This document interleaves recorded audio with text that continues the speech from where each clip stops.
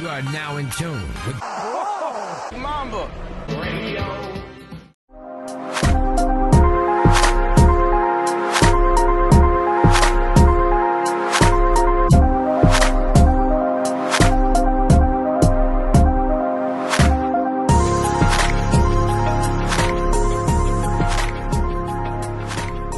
What up, everybody? Thank you for tuning into Brown Mamba Radio. For those of you who don't know, my name is Jackson, and happy Wednesday to everybody out there. Hopefully you guys all have gotten your week off to a good start. Hopefully you guys all enjoyed your week and weekend last weekend. Sorry I'm coming to you later in the week. Just going to be the one episode today. Like I said, I've been having a whole lot going on for me in my personal life lately. A lot of great things, in case you're wondering, a lot of really good things. But I just wanted to apologize for being all over the place and being so inconsistent and all that with a lot of that stuff. But if you follow along on all the socials and everything, like Instagram, Twitter, and all that, I'm still pretty active on there, giving my opinions, stuff like that. So if you, if you're not able to, fully invest and listen to the podcast or anything, you can always follow along there because, like I said, I'm always active on Twitter and Instagram. So yeah, like I said, just follow along there. I apologize for being all over the place, and thank you for being patient with me and stuff like that. But yeah, let's get right into it. I'm gonna start with some NFL action from this past weekend. Starting with that crazy good game on Sunday afternoon between the Rams and the Saints. Rams, they put up a good fight towards the end, but they are no longer undefeated. The New Orleans Saints took them down in New Orleans. Like I said, it was always going to be a tough win, it's going to be a tough matchup for them, for the Rams, being them. But yeah, the Saints took care of business against the Rams, 45-35. Like I said, Great comeback, great effort from the Rams in the second half, but the Saints, man, they just put it on. They put it on early, and it was just a little too much for the Rams to overcome. And like I said, it's probably gonna be a preview of our NFC Championship game later on in the year. So, like I said, that's gonna be something definitely to be looking forward to in the future. But yeah, again, the Rams undefeated no more. Mercury Morris and the 72 Dolphins can pop another one open for that. And we're going to have to wait another year to see if we can get an undefeated team. But yeah, the Rams, like I said, it was always, like I said earlier, it was always going to be a tough matchup for them to get past the Saints in New Orleans. Saints are rolling. They're they've played really good defense. We all know how good their offense is, but they've been playing really good defense. And the biggest surprise on offense was not Alvin Kamara, not Drew Brees, not Mike Thomas, who shout out to Mike Thomas even though they beat the Rams for pulling out the Joe Horn celebration. That shit was tight. Can't front, that shit was tight. But big surprise was the offensive line, who for when the Saints were on their little down period after their Super Bowl win and the whole thing with how they they really screwed up their cap situation, all that. A lot of it was due to them overpaying their line and having to fix that up and all that. But their offensive line was actually the key to success in this game, allowing 0 sacks. 0. That's a big goose egg for the Rams defense. And it's not like they're giving it up to any old defensive line either, or defensive front. That's the Rams. They got Aaron Donald, Dominican Suh. And so it's like I said, kudos to them. But like I said, we'll see them again. And I think sometime in probably December or January. Like I said, we'll see them. We will definitely see them again. But again, despite the outcome, it was still a great game between two juggernauts. And like I said, still a lot of football left to be played. Rams are going to be fine going forward. It's just the only thing is they lose that the chance to be able to say that they went undefeated and stuff like that. But like I said, still, they'll be fine going forward. Saints will be fine going forward. Everyone's going to be all right going forward. And speaking of the Saints, man, they also just came across the news today. They just signed Dez Bryant, who's been, looking for a home for the last, 8-9 weeks of the NFL so far. And like I said, finally found one in New Orleans with the Saints. Excuse me. Oof, jeez. And, it's going to be maybe, there'll be a whole lot of X throwing up down there in New Orleans. But yeah, moving on for the rest off the home teams. Chargers took care of business up in Seattle. They, like I said, they they took care of business, 25-17. I mean, there's not much really else to say. It's like I said, they look good. They played. The Seahawks are a team that they should have beat, and they went up there and, like I said, they took care of business, did their thing, and it looks like they're gonna have to keep that up if they want to make the playoffs, or if they want to stick around in playoff contention, because it looks like the Chiefs have the AFC West all wrapped up, and like I said, they're gonna have to really play good football if they want to stay in the playoff condition. I think right now I'll talk about playoffs a little bit later. But if the season ended right now, they'd be in. But like I said, it's still pretty close. It's still pretty close, especially in the AFC. There's a lot of teams on the bubble, who's in, who's out, kind of stuff. So like I said, they got to keep it. They got to keep playing well if they want to make it in. And then I don't even want to talk about that Raider game. That final score of 34-3, with a third string quarterback, is says it all right there. So and it's just like I said, I don't want to talk much about this game. I don't really want to talk much about the Raiders, at least at all, for the rest of the season going forward, even if they do win, which I don't think they will any games anytime soon, especially considering they got to play the Chargers this weekend. The one thing I will say, I mentioned it on Twitter when it happened, but for the better part of my adult life, I've been a Raider fan. I'll go back. I'll go further. I've been a Raider fan since I was probably like 7-8 years old. Going back to the Rich Gannon days. When John Gruden was first there. And they went to the Super Bowl. They lost the Super Bowl when they went to the Super Bowl and all that and stuff. And I've been a fan since then. And ever since that, it's pretty much been all downhill from there. The Raiders, like I said, for most of my life, not just my adult life, but most of my life, have been bad. And not just bad, but like really, really bad. We went through Raider fans have been through a lot, man. Obviously there's the DeMarcus Russell thing where he was in the news pretty recently. I think last week, some story came out about how they weren't sure if he was actually watching game film, so they sent him blank tapes. So they sent him home blank tapes and told him to watch it and come back and tell him what he thought. And he came back saying that he was watching blitz packages, even though there was nothing on the tape. So that in and itself should be the lowest of the low. Like I said, because we went through that. He was number 1 overall. We've been through a lot of rough patches. You know what I mean? A lot of tough quarterbacks. And a lot of bad football. A lot of head coaches.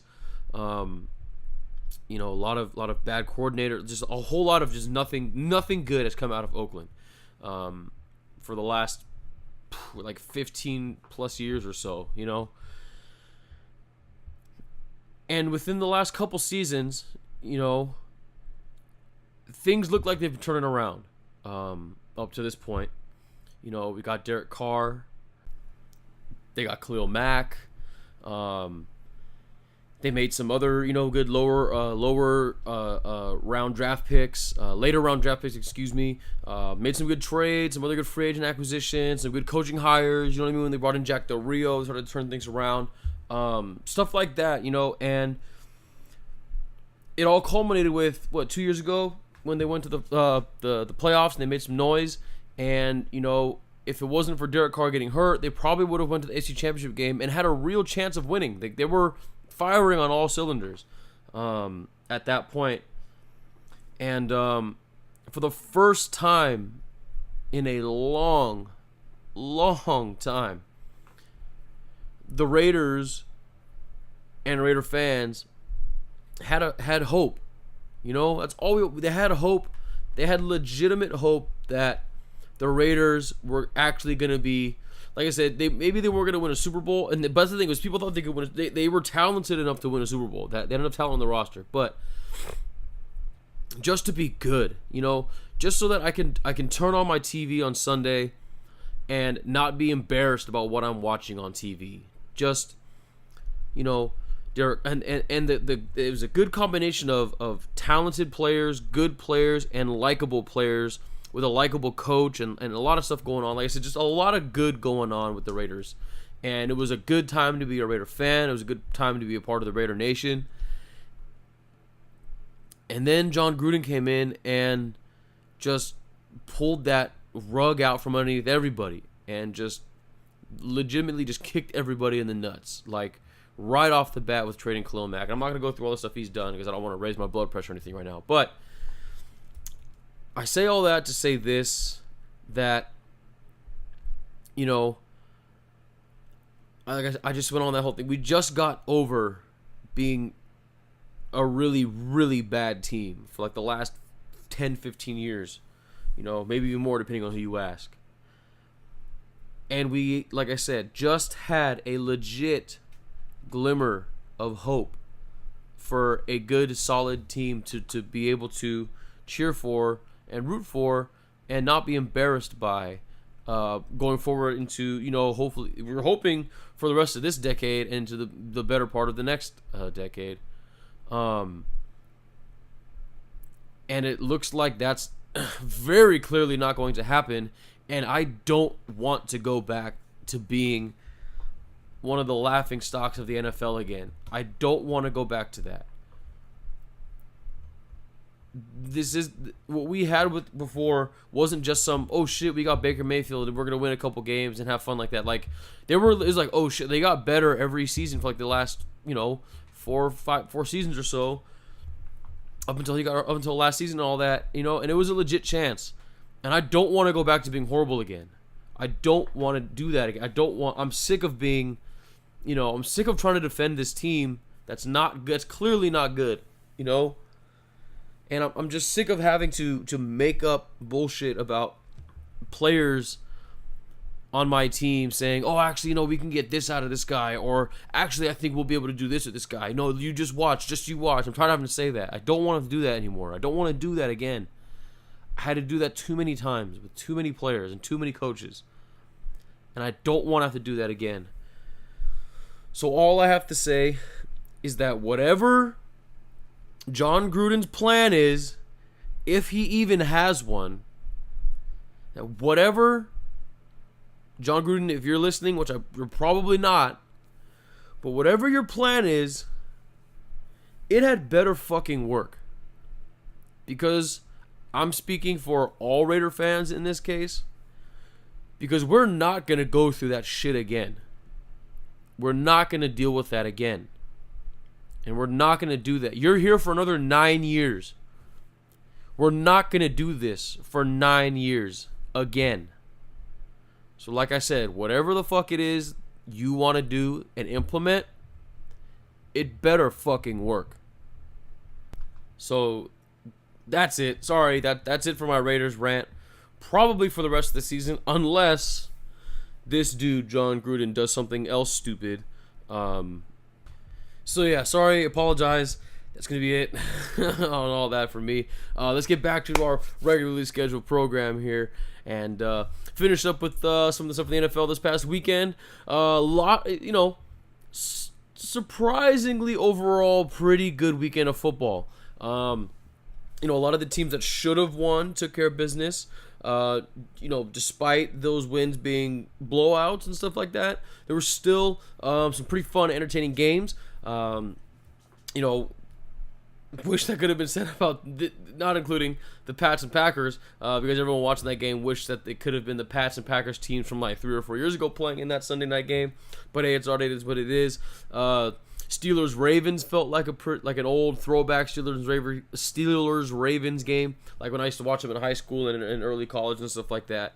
The big takeaway from this, I guess it's gonna transition into my last little thing about the NFL, is that the NFC South versus the NFC North for the remaining playoff spots is gonna be a doozy.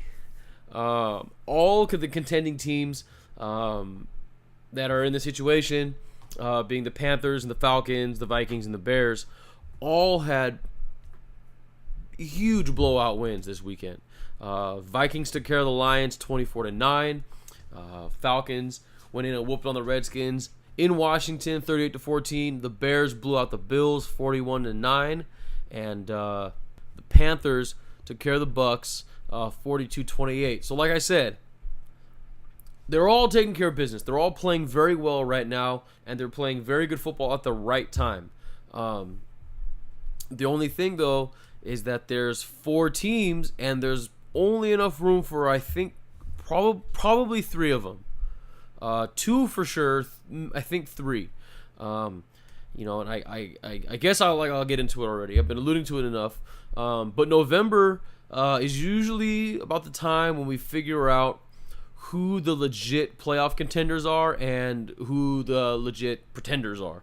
So I'll start with the bottom of the barrel here. Teams that we know for a fact aren't going to be making it to the playoffs this year. My Raiders. We got the Bills, the Niners, Giants, Cards, Browns, Bucks. Sorry to all your fans over there. It's just the way it works. Not making it this year. Try again next year. Some other teams are remaining who I have them in this little category where they're not full in any other situation. They wouldn't be fully out of it, but they just happen to be victims of their division. And I think you know who I'm talking about here. Broncos, most notably. The Chiefs are just a buzzsaw this year. They're running away with the AFC West. The Chargers in any other division might be winning any other division in football, but they're stuck behind the Chiefs.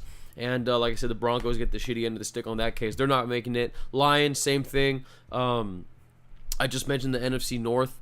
And they're, unfortunately, they're on the outside looking in. Amongst the other 3 teams. They're out of it. The Jets as well. Like I said, I could have put them in the bottom of the barrel, but, they're like right there on the bubble. And speaking of on the bubble, you can combine, you could throw, I guess, a couple of those teams in there, but, on the bubble teams who are, somewhere on the outside looking in at this point, the Falcons, the Packers, the Seahawks, the Ravens, the Dolphins.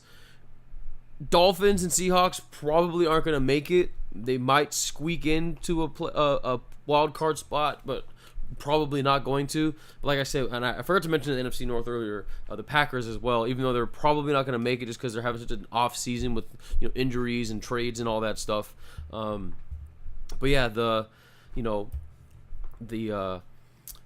Falcons, like I said, they had such a rough start to the season that they're technically right now on the outside looking in, and if it ended right now, they wouldn't make it. But like I said, just the way that they've been playing the last couple of weeks, culminating with their win on Sunday, like I said, they look like they got a legit chance. They legit have a chance, and the Panthers are the NFC South favorite right now, I think, or excuse me, the Saints have the NFC South locked up. So that's why I say it's a 4-team race. You can say 5, but I primarily keep it at 4. Between the Falcons, the Panthers, the Vikings, and the Bears. One of the teams, the Viking or the Bears, is going to make it because they have to, because one of those teams has to win the NFC North. It's depending on how consistently they can play, both on offense for them. Their defenses are pretty good. The Bears is really good. The Vikings is pretty good. But both their offenses have been pretty shaky so far this season. The Bears, obviously, with Mitch Trubisky. The Vikings have had a lot of running back issues that is making their offense pretty one-dimensional. Even though Adam Thielen has been playing very, very, very well this season, one of those teams has to win. That's obvious. Now, for the remaining 2 playoff spots, that's what I'm saying is it's a revolving door down there. The last for those 2 wild card spots, it's gonna be some combination of those 3 teams or those 4 teams. Or like I said, 3 are gonna make it, 1's not going to. 1 team is gonna go home unhappy. Who that's gonna be? Not sure yet. We're gonna have to wait and see. But yeah, like I said, I kinda can throw the Packers in that mix as well. Not saying that I think they're gonna make it, but like I said, anytime you got Aaron Rodgers, who you're gonna have a chance. He's proved it time and time again. You're gonna have a chance. So, like I said, we'll have to see how that goes. And then, like I said, speaking of like on the bubble, I've got two specific conferences in their own little category, all on their own. That's right there. That's like, and on the where they're all on the bubble, and all it's like I said, because the teams in the AFC South and the teams in the NFC East can all of them can either make the playoffs or not make the playoffs, and neither situation would surprise you, no matter with whichever teams make it. As it's currently slotted right now, the Texans have the AFC South locked, or are leading the AFC South right now, and the Redskins have the NFC East right now. But both conferences are so inconsistent, is how I'll put it, to be nice. Shitty is the way that a someone who's not so nice would put it, but they're both so inconsistent and all over the place that, on the bubble right now, you've got the Titans, the Jaguars, and the Colts. They're about a game away from each other, from the three of them. Jaguars, huge disappointment this season, just fell off like crazy, especially after making it to the AFC Championship game last season. Titans look like they can be a legit AFC contender one week, look like they should be, at the bottom of the barrel in other weeks. The Colts, still got a lot of work to do, but Andrew Luck, who's probably going to win Comeback Player of the Year, is in that Aaron Rodgers kind of territory where it's like, or it feels like he's getting close to it, where it's like anytime you've got him on your team, you're gonna have a chance. And like I said, so he's keeping them afloat. Same thing for the NFC East. All these teams really suck, man. They're just not very good. The Giants are already out of it, but the main teams that I have on it are the Redskins, obviously, who are leading the division, and then the Eagles, who are 4-4, just a game behind, and the Cowboys, who look like a complete mess right now. But like I said, I'm not saying that they have a chance. I'm not saying that I'm picking them to do it. It's just that given that their conference is so weak and so all over the place, that they have a chance. And it's like, if you hear that the Cowboys make it, you'd be like, hey, you know what? I guess that makes kind of sense, because the Eagles didn't do that great. The Skins didn't play that well. I guess. And this whole thing is, someone's got to win this division. And if there were any year to rescind that rule where one team from each division has to make it into the playoffs, this would be the year.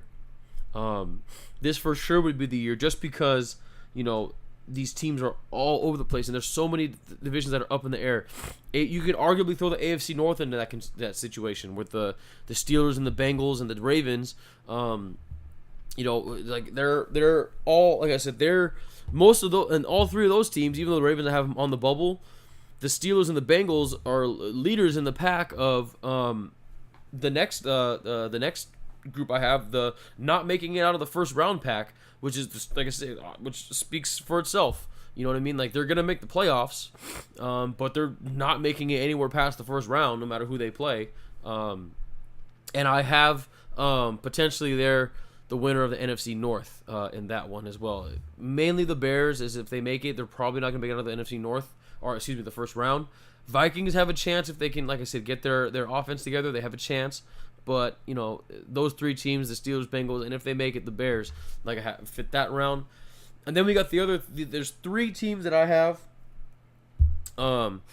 in the second tier, right above the top dogs, where they're probably not going to go all the way, but at the same time, you wouldn't be surprised if they did.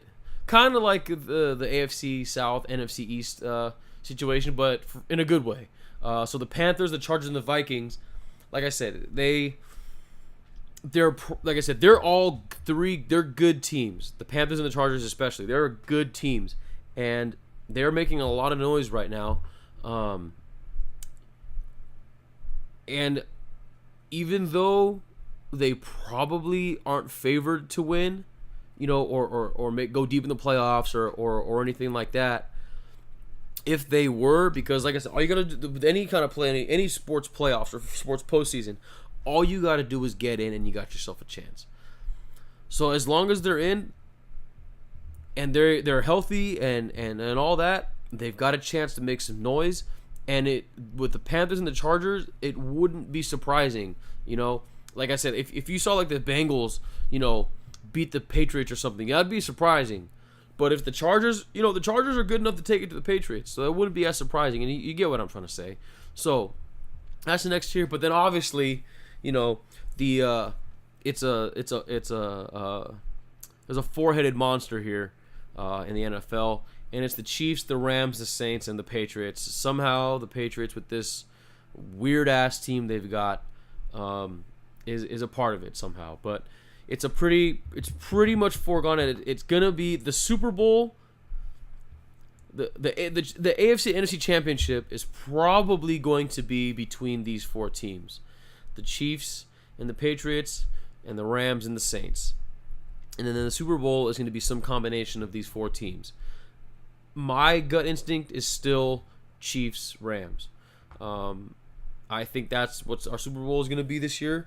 But I wouldn't be surprised if the Saints make it. Never can count out Tom Brady and Bill Belichick either. But like I said, even though I said all that about the playoff seeding and all that stuff, it's still a four-headed monster between the Chiefs, the Rams, the Saints, and the Pats. The Pats are the clear number 4 in this situation.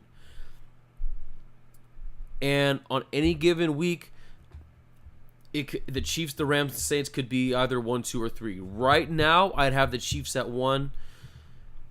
And the Rams and Saints, throw that against the wall and you'll get 2 or 3. It's that close, just based on where they played. I know that the Saints will beat the Rams head-to-head just now. But it's tough. It's going to be tough. It's going to be really tough. This is the same Saints team that, almost lost to the Browns. So it's crazy. And on top of that, like I mentioned earlier, the Saints just got Dez Bryant. So a lot of interesting things going on. Like I said, it seems like we know what's going to happen, but this is professional sports, and anything can happen. Anything can happen. So that's how the NFL was this weekend. I guess we'll transition from the real football to the fantasy football. Sad moment because in one of my leagues, I am officially out of the playoffs, and that's in the fantasy league with my friends. It looks like it's a pretty much a no chancer for me. I am in 9th place out of the 12 teams, and it's like I said, it's just I won't be able to make it. I don't have enough points. I don't have enough anything, and I'm probably gonna lose and stuff like that. So sucks for me, but whatever, it is what it is. That's what I get for starting Derek Carr, even though they were playing the Niners with a 3rd-string quarterback. So can you blame me? You know what I mean? But that's what I get for starting Derek Carr and also starting Kenjon Barner over Tevin Coleman, who went off for fucking more than 30 fantasy points. So that's what I get. It is what it is. I'm playing for pride at this point. So if anybody's listening that's on the fantasy league, if you want any of my players up for grabs, I don't really have any good ones anyway, but they're up for grabs, so go ahead. Then in the family league, your boy's whooping that ass, firmly in 2nd place, and I had to lay the smackdown on my little brother. Sorry, Spenny, had to do it to you, but so at least I still got a chance there to make some money back. But that's how fantasy football went. Transitioning into fantasy basketball. First win of the season for me, baby. First win of the season for me. We do the head-to-head matchup with categories, and I know some people don't like that, but that's just the way we play. That's the way we played for a long time, and we're not going to change it anytime soon. So, and I'm happy to get the first win of the season. Big ups to Joel Embiid for having a huge week for me. He had I don't think anything less than 20 points, less than 12 rebounds, something crazy. He had a streak there where he had 5 straight games of 40 points or more, with 40-point double-doubles. Just crazy stuff. So shout out to Embiid for holding the team down. And thank you, Kyrie Irving, for finally showing up. It is nice of you to join us this season. A couple weeks late, but hey, better late than never. But then again, never late is better. Shout out to Drake on that one. But yeah, thank you for showing up, Kyrie. Thank you for holding my team down, Embiid. And like I said, I've been very, very, very active on the waiver wire, and it's been paying off for me. I don't want to give away my strategies and my secrets, but I made a couple more moves for this week. A nice move that I think I might like, and that might pay off for me in the future. A guy that I got on the waiver wire for free, for nothing. So yeah, like I said, happy there. I'm off to a great start. Excuse me, man. I don't know what's going on. I'm off to a great start as well this week. Sorry, Sean, but I got to do it. So I had to do it to you. Jamal Murray went off for this week. Kyrie did well too. And like I said, and Joel Embiid another big game.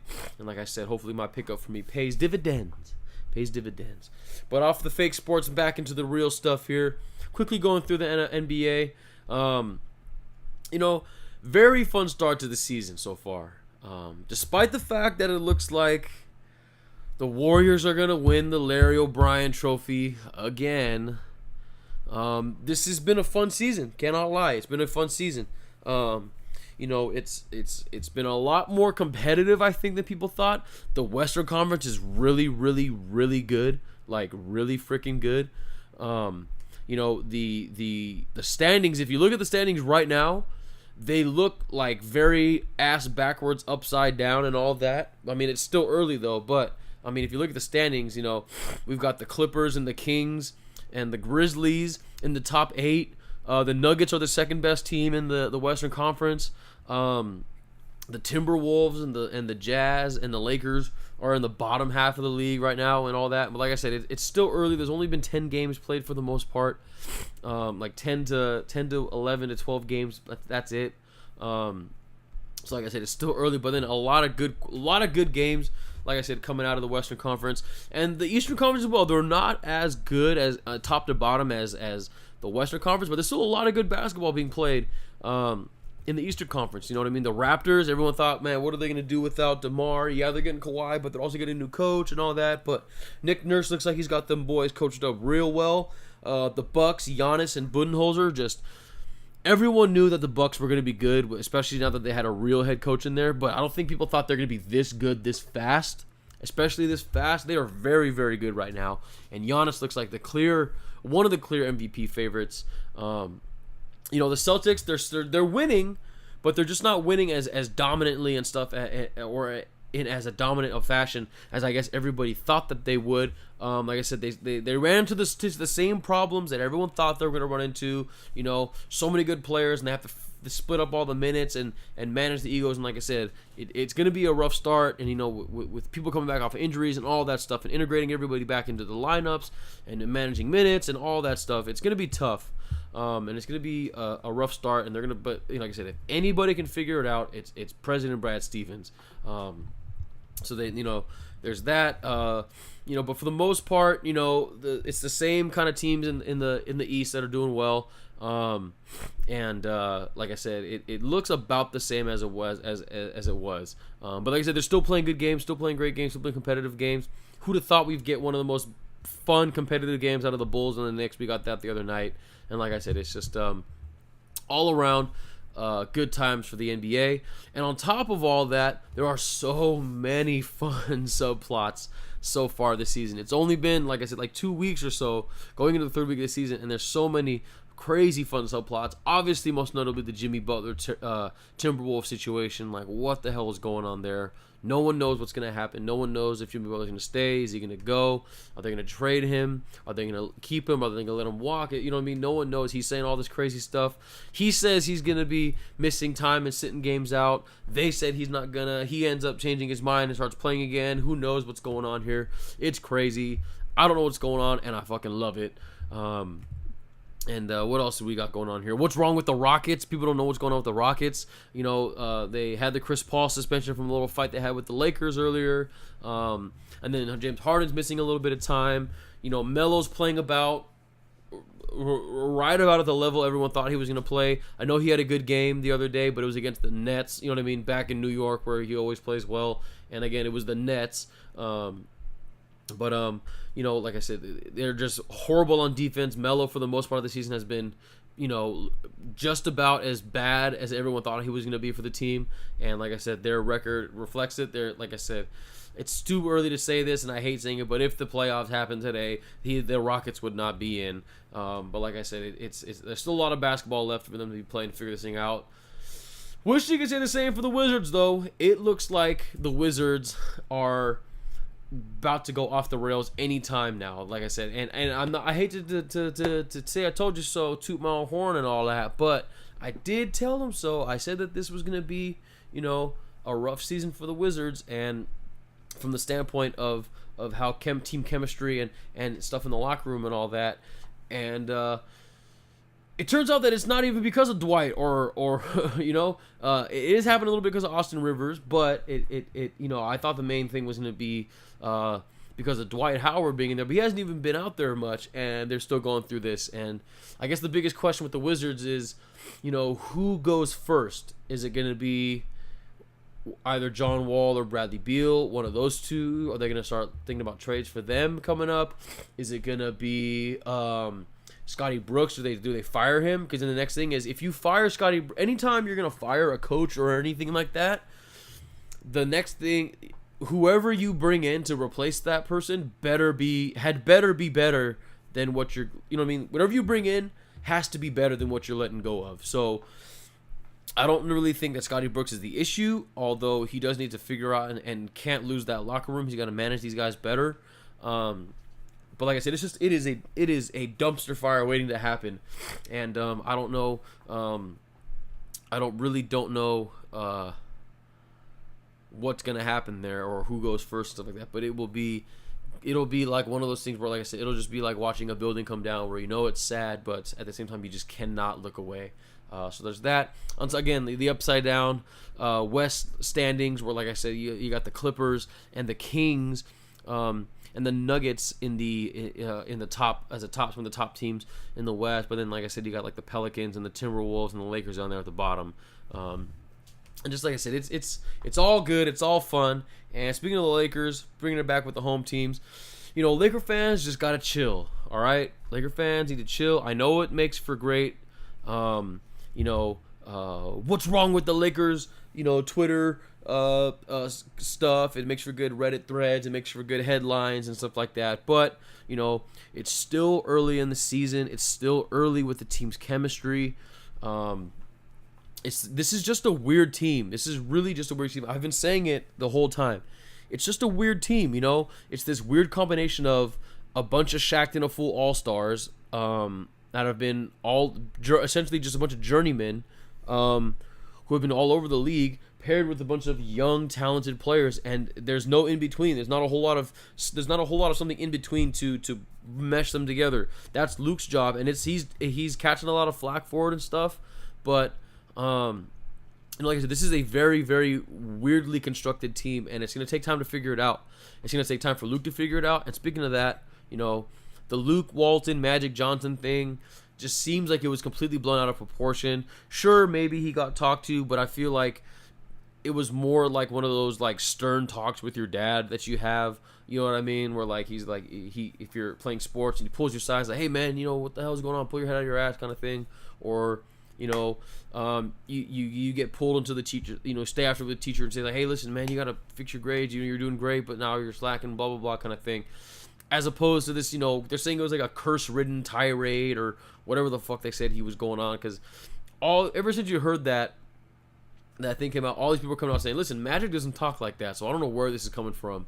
So, like I said, it just seems like it's blown out of proportion. I don't think Luke Walton's going anywhere anytime soon. Again, one of those things where if you're going to let somebody go, you better bring somebody in that's better than who you let go. So, like I said, that's going to be fine. And also, you got to give LeBron time to figure it out too. He's a new player. He's got to get used to these players. He got to, like I said in the last few episodes and stuff, he's got to figure out these guys' tendencies. He's got to figure out their styles. He's got to figure out the way they play, and that's gonna take time. You know what I mean? These guys are young. They have to, and on top of that, they got to figure LeBron out too. Sure, everyone knows how LeBron plays because we see him on TV all the time, and he's been in the finals and all that, and he's one of the best players. But you got to figure out the style of play. It's you just gotta figure. They gotta figure each other out. And on top of that, also LeBron, always starts the season slow. He always starts things off slow in the beginning. And even if this season feels a little extra slow, It's like I said, he always starts things out slow. He plays himself into game shape, and trust me, LeBron's gonna be fine. The Lakers will be fine. Okay, they're gonna figure this thing out. We just went through this with the Dodgers, where they went off with started off slow. Lost some games they should have won. A lot of questions about the team and what they did and some of the things they did or didn't do and stuff like that. But look how it turned out for the Dodgers. They turned it around in the second half. They figured it out. They found some mojo. They were like, all right, we know what works. We know what doesn't work. Let's do more of what works and less of, that kind of stuff. They figured things out and they turned that shit around. You know what I mean? They just turned that shit around. And they went all the way to the World Series. Now, I know they didn't win, and I know you were waiting for me to bring that up, and I know you guys are all yelling right now at me saying, well, they didn't even win the World Series, why does it matter, blah, blah, blah. Obviously, the Dodgers didn't have someone like LeBron James on their team, but the Lakers do. We have LeBron James. And LeBron has been to the finals 8 straight seasons, and you don't get to the finals 8 straight seasons by being some kind of a fucking slouch. You know what I mean? And he is playing slower than usual, and his things are slow, but he's still putting up numbers, And like I said, you don't get there being a slouch. He's been to the finals 8 straight seasons and has made the playoffs every season since 2006. So, what makes you think he's going to stop now? And he's done it with way worse teams than the Lakers have right now. So, like I said, Lakers just need to chill. I think they'll figure this thing out. And the biggest thing that I think that more people aren't talking about, but I feel like is the biggest reason why I'm not so stressed out about this Laker team right now is that I don't think that the team we have now will be the same team we have at the end of the season. I think they've got some moves to make. The trade deadline is coming up. Players are going to be available to be traded coming pretty soon. They're going to be out of their little contract thingies or whatever. So, like I said, look for spoiler alert. Look for a little content around that situation going on. Thinking about who might get traded and stuff like that. So, stay tuned for that. But, like I said, I just think they'll make some moves. They got some pieces to move around and stuff like that. So, I think they'll be able to make some moves with that. And look, it's already happening by them signing Tyson Chandler. Tyson Chandler, huge pickup. I've been saying that they should pick him up for a very long time. But again, better late than never. But then again, never late is better. Shout out to Drake for the second time in this episode. Damn, that's a new record. But Tyson Chandler, huge pickup for them. I know he's a little bit older, but he immediately fills a need that the Lakers have clearly been looking for and clearly needed. Down there on the block, as they just needed a more big man presence. They needed a better defensive presence for not just like on ball big man defense, but as far as rebounds, affecting shots in the paint. You know what I mean? Blocks, all that good stuff. And he also brings a veteran presence to the locker room. You know what I mean? He's a sure we've had veterans, but the veterans we have are Rondo, Lance and JaVale, which I love those guys, but they wouldn't be what you would say, role models or anything like that or whatever. But we got a guy like Tyson Chandler, a guy who's been there before, won a championship with the Mavericks, beat LeBron, nonetheless. And like I said, a no bullshit kind of guy who's not afraid to mix it up down there as well. He brings an attitude to the team, and on top of that, like I said, the big thing going back to filling the role that we need as the big man and on defense and all that stuff, and he knows that's his role, and he accepts it, and he does it very well. He does it very well still, even at his age. I know he's like in his 30s now, like early to mid 30s now, but he still does it, and he still does it well. So, and on top of that, LA legend, man, LA legend. From LA, went to Dominguez, Dominguez High School. So shout out to him. And like I said, that's going to be a little extra motivation for Tyson Chandler. Good little homecoming. So like I said, Lakers fans, just chill out a little bit. Just chill. Everything's going to be all right. They're going to figure this thing out. And like I said, it's still early. They've only played, where is it? Where are they at?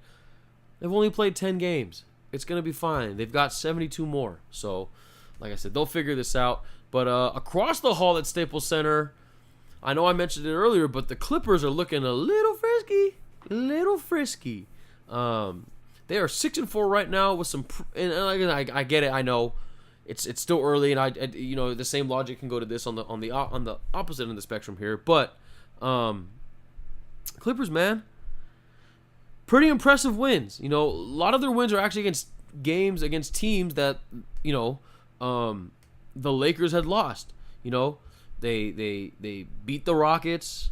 They beat the Timberwolves. Stuff like that, and like I said, some pretty impressive wins. I know they caught some of these guys without some of their best players. I know that, and some of their wins are against the Magic, the Wizards, against the Thunder, who were struggling right out of the gate and all that. I get it.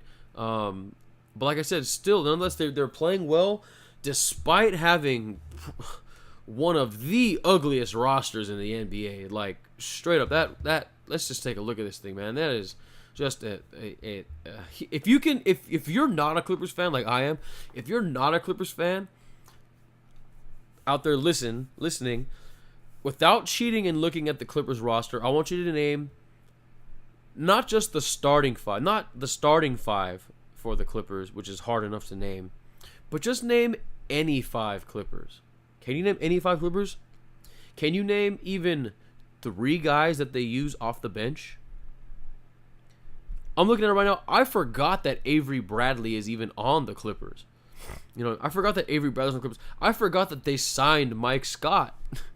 You know what I mean? I forgot that they traded for Marcin Gortat. I forgot that that's who they traded Austin Rivers for. I forgot that. But these guys are getting them wins. We got guys like Milos. Boban got a start the other day. Shout outs to Boban. Very good friend of the pod. The big homie. And like I said, look at some of these bench guys. They've got, who is it? Shai Gilgeous-Alexander, who is looks like he's going to be pretty good. People, NBA Reddit and NBA Twitter like to over-exaggerate on him. A lot of it is because if you look at his jersey, it just looks ridiculous because of how long of a name he has. But, he's definitely not going to set anything on fire, but he's pretty good. It's serviceable. Shai Gilgeous-Alexander is like that. Sindarius Thornwell is like that. Jonathan Motley. Like I said, just guys who are just filling, minutes and getting productive minutes. And the one thing that people don't want to talk about for obvious reasons, because of his history and that people don't like him and all that. But, guy who does need to get most of this credit is Doc Rivers. Doc Rivers is coaching these boys up. He doesn't have to deal with Chris Paul and Blake or any shit like that anymore, and he can just coach again. And he's actually doing a pretty good job. He is coaching these this ragtag group of players, and they're doing pretty well. I don't know if they're going to be able to sustain this kind of success or anything going in the future. Only time will tell. But as of right now, they're actually looking pretty good. And also a special shout out to the logo, Jerry West, for somehow figuring out that this collective of players was going to work. And, making a lot of these moves to get these guys in, drafting, having a big play and a big part of drafting a lot of these players. So shout out to the logo, Jerry West. Shout out to Doc Rivers, the coach, and also shout out to Lawrence Frank for also contributing to that. But like I said, it's Clipper fans out there, enjoy it while you can. Even though this isn't the most glamorous or sexy of teams out there like they've had in the past, they're definitely one of those teams that I mentioned before.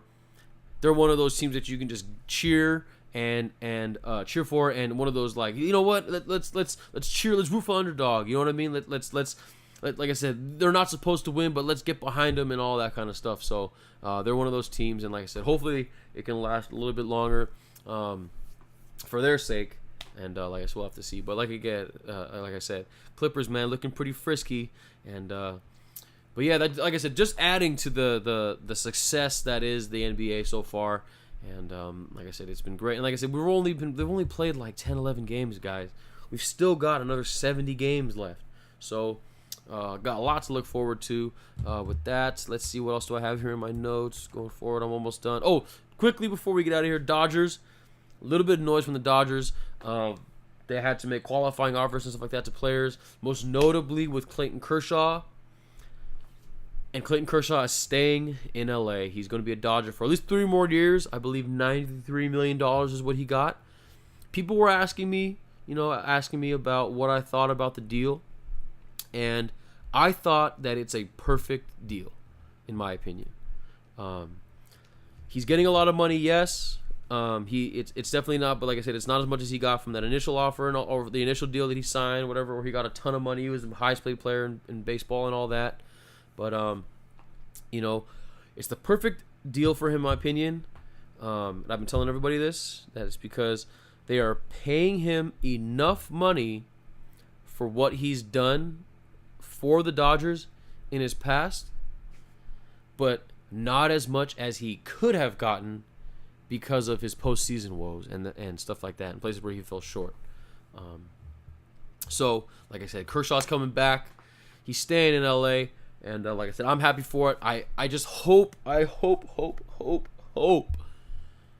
that whatever this jinx or whatever it is that's plaguing Kershaw in the postseason, whatever it is, I hope he can figure it out, and he figures it out as a Dodger.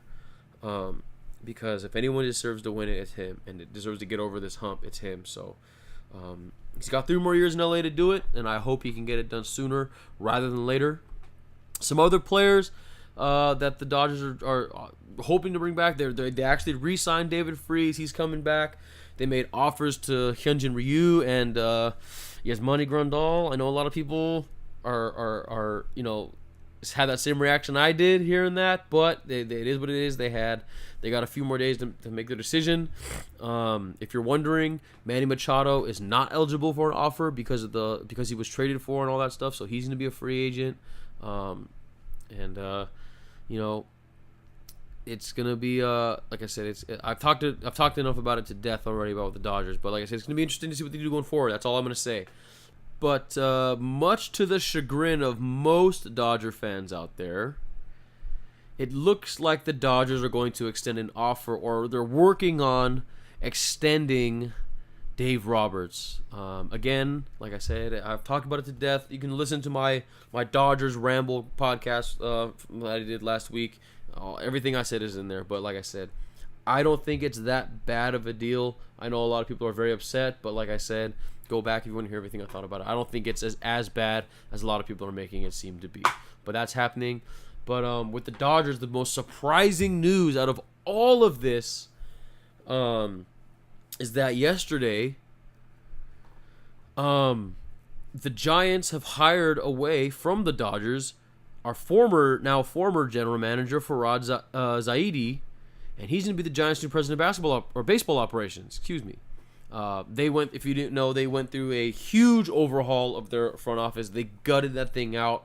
They are looking for a brand new everything essentially in their front office, and they just got a new president of baseball operations, and now we're looking for a new GM. Since Andrew Friedman is just the president of baseball operations, now we need a new general manager while we're trying to extend Dave Roberts, while we're trying to sign free agents and stuff like that. I will definitely be having an episode dedicated to, or at least talking about which free agent I think they should sign and stuff like that coming up, or later on in the summer. Let's let it all play out first before that happens. But like I said, a lot of stuff for the Dodgers going forward. Very interesting offseason for them, for a lot of reasons. But yeah, that's let's see. Wrestling. There was Crown Jewel happened last weekend. It was a farce in my opinion. Shane McMahon winning Best Wrestler in the World was a big fuck you to all the smart internet wrestling fans. The Brock Lesnar thing happened. That the Brothers of Destruction versus DX was a freaking rough watch. And just all that stuff. There was all that. Then there was Evolution, which was much better than arguably it should have been. And I say that with as much respect and stuff as I can, because it felt like WWE was treating it like like they didn't give a shit about it. But those women went out there and they performed their asses off and put on a hell of a pay-per-view. So shout out to all the women out there for that. And if you thought you could catch your breath from all the wrestling going on and all the big wrestling events, nope, because Survivor Series is only like 2 weeks away. So there's that. We got Survivor Series to look forward to. They're building the teams and all, and the rosters for the Survivor Series match coming up as we speak on Raw and SmackDown. So like I said, we'll have to wait and see how that plays out before Survivor Series. And then after that, it's again, just when you thought you'd catch your breath, after the Survivor Series, the road to WrestleMania begins, and then Royal Rumble is right around the corner. So strap in, folks. It's a lot of wrestling. So there's that, and that's it. That's gonna do it for me. I went a lot longer than I thought I was gonna go. But like always, thank you for listening. Make sure you guys subscribe on SoundCloud, iTunes, Stitcher, TuneIn, Spotify as well. I'm on Spotify now too. Shout out to Spotify and YouTube and all that stuff. Subscribe there. Look for Brown Mamba Radio. Like I said, just punch that in on the Googles and you'll find me. Also follow along on Instagram, Twitter, Facebook, all the socials. You'll find me there too. Look up Brown Mamba Radio. Or my personal accounts, JXCKSXNNN. That's 3 N's. And like always, everything is available on the blog. Shout out to all the blog boys and the blog girls. It's on the site, brownmama.us. But yeah, it's a lot going on. A lot of stuff coming down the chute. Like I said, I had a lot of stuff planned for the fall time and all this stuff. And then, like I said, it just had to get pushed back a little bit, but it's coming. Don't worry. I'm working on some cool things. If you like stickers, I'm working on some stickers and working on some sticker ideas. So, like I said, hit me up if you're interested in that. Possibly some merch if you're into that stuff too. So, like I said, if you're interested, like I said, hit me up, shoot me an email, DM, all that shit, whatever, tweet, whatever it is. Like I said, let me know. And just in general, like I said, thank you guys all for listening. I appreciate all the support and all the love and all that. And like I said, not sure if I'll be coming back at you guys on Friday or not. But if I do, I'll see you then. But if not, I will see you guys next week. And hopefully you all voted. And if you didn't vote, then I want you to shut your fucking mouth. And I don't want to hear you complain about anything for 2 more years. All right? So shout out to everybody who voted. Thank you. And go out there and have a good rest of your week.